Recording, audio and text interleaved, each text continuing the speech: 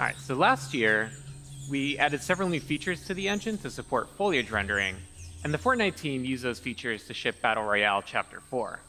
At the same time, Jacob over there and the team at Quixel were experimenting with what's possible for photoreal foliage environments, as well as testing out the latest functionality that we've been building for Unreal Engine. So, Jacob's here with us today in the Unreal Editor. Let's explore the environment. And what better way to do that than off-roading? And what better way to off-road than in a Rivian R1T? Now, Rivian uses Unreal to power their instrument cluster, including 3D visualization of their vehicles. So we worked with them to bring the R1T to life in this experience. Let's head on out, Jacob.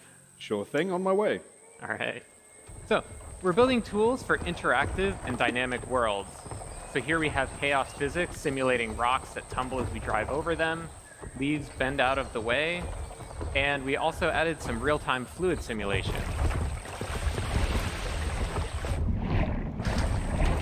We worked with the team at Rivian to set up Unreal's chaos vehicle model to simulate the suspension of the truck and how the electric motors drive each individual wheel. Chaos also simulates how the tires compress and deform, and Meta Sounds enabled the team to precisely resynthesize the sounds of the electric motors and mix them with the ambisonics of the jungle.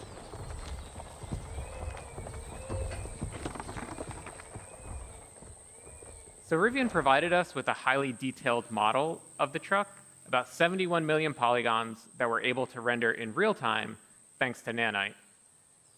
Now, the Rivian not only looks incredibly realistic because of Lumen and Nanite, but also its materials.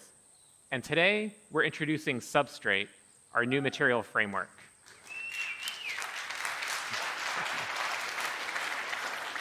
And to better demonstrate it, let's swap the paint out for opal.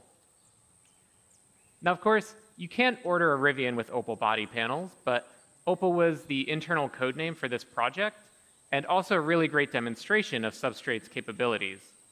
The base layer models the iridescence, refraction, and reflections that occur inside of an opal. And on top of that is a layer representing the polished surface and how light is absorbed as it travels through that clear layer of varying depths. And now we can add back on the dust and dirt layers. And notice how the reflection changes when interacting with the dust layer, and that there are no artifacts along the transition from dirt to dust to opal. So Substrate is more expressive, enabling artists to create materials like this with different shading models and compose and layer those materials as they see fit.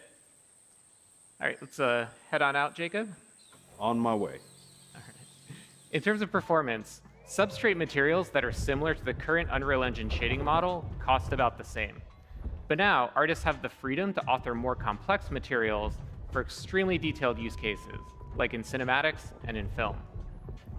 So we're going to drive under this fallen tree here, and everything that you've seen up to this point was painstakingly hand-built by the environment team at Quixel. Everything since that fallen tree has been built using our brand new experimental suite of procedural content generation tools, entirely in engine that are flexible, deterministic, and artist-driven. Our guiding principle in building these systems was to empower artists to make tools for artists. So Jacob's going to go ahead and add a procedural assembly to the world. And the cool thing is that it communicates. Thank you.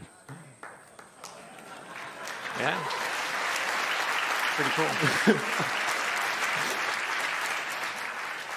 And the cool thing is that it communicates with other nearby procedural elements in the scene, like the creek bed.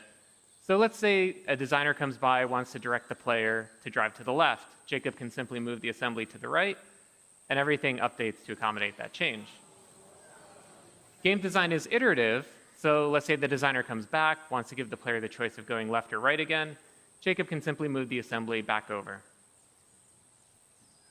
Now, the artist who created this assembly also added some additional handles that Jacob can use to art direct where rock slides occur. Allows him to customize the piece a little bit more, make it a little easier for the Rivian to drive by. So we started by handcrafting that original part of the level to set the visuals and art direction for the entire piece, and then built out procedural tools that allowed the team to create a much larger play space much more quickly. Now let's see how we can use these procedural tools to make larger sweeping changes to the environment. So Jacob, let's start by removing some of the trees in this area. Absolutely, that's easy enough actually. All right, a little too much. Let's add some trees back in. Okay. And let's also add in some cliff formations, give it a little bit more variability. So the procedural systems are all deterministic. As Jacob is experimenting with different sets of input parameters, once he finds a set that he likes, he can always go back to it and get out exactly the same results. And the procedural systems aren't just placing trees and rocks, but also fog cards, bugs, birds, everything that's needed to bring this environment to life. And everything that you've seen here works at scale. This environment is 4 kilometers by 4 kilometers. If we hide all of the procedural elements, we can see that original hand-built area about 200 meters by 200 meters. We believe that there will always be the need for hand-building environments, so we design these procedural systems to be tools for artists that work in concert with hand-built content. Both Substrate and the new procedural tools will be available in experimental form in 5.2. And everything you've seen here is running in the Unreal Editor in real time on a developer machine with an Intel 13900K CPU and NVIDIA RTX 4090 GPU. So Jacob, thanks for being here and helping us out today. Thank you very much, Nick, for having me. It's been a pleasure.